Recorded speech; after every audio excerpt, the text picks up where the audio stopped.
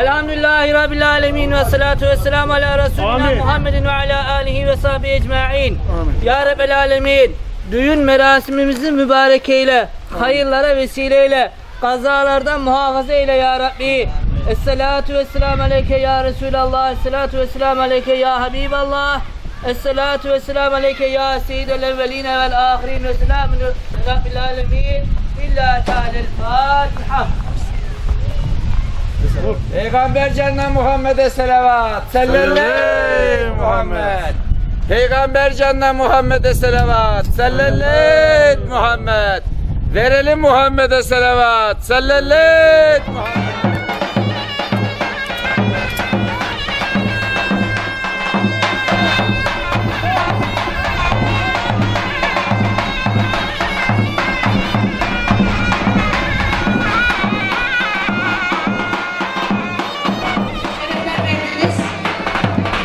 Yine bugün Yeşilyurt Çıklık Köyü'nden sevgili Ali İnceböz Bey'in düğünündeyiz. Sizlerle olacağız gece yarısına kadar. Eğleneceğiz, coşacağız. Geline damada bir ömür boyu mutluluklar diliyoruz. Allah daim etsin diye ekip arkadaşlarımdan sevgili Gökhan Gencer Müziğe teşekkür ediyorum. Yine bölgenin Üçler iletişime sonsuz teşekkürler ediyorum. Hep var olsun. En güzel, en kaliteli görüşler. Yine değerli mehterlerimiz aramızda, Deniz abim ve diğer abim. Ağzınıza, yüreğinize sağlık, cansınız. Tekrardan hoş geldiniz. Şöyle güzel bir uzun hava yapalım, tüm misafirlere gelsin. Ağzına yüreğe sağlık değerli ablam benim. Yine birbirinden değerli misafirlerimiz aramızda. Sevgili Yalova Tokatlılar Derneği Başkanımız Ömer İnce'miz aramızda. Hoş geldiniz. Şerefler verdiniz. Ayaklarınıza sağlık efendim. Bu güzel türkülerimiz Ömer Bey'e gelsin. Misafirlerine gelsin diyelim ayrıca.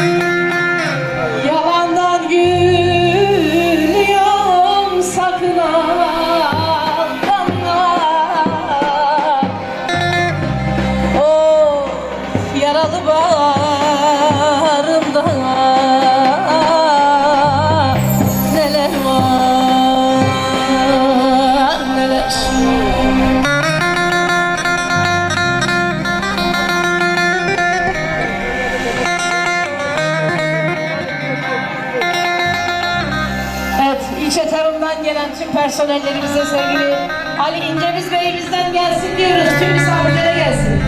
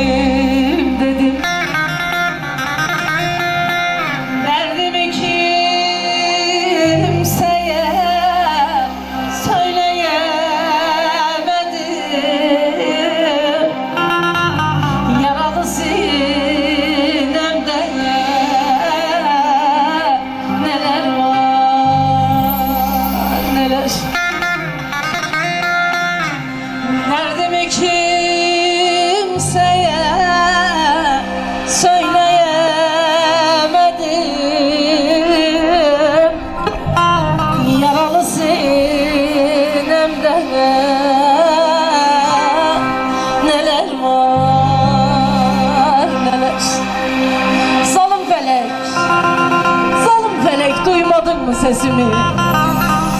Sen yaralı değilsin ki bilesin. Duymadın ki isyanımı, gamımı. Dostum düşman olmadı ki bilesin. Kardeşlerin düşman olmadı ki bilesin. Dostum düşman olmadı ki bilesin.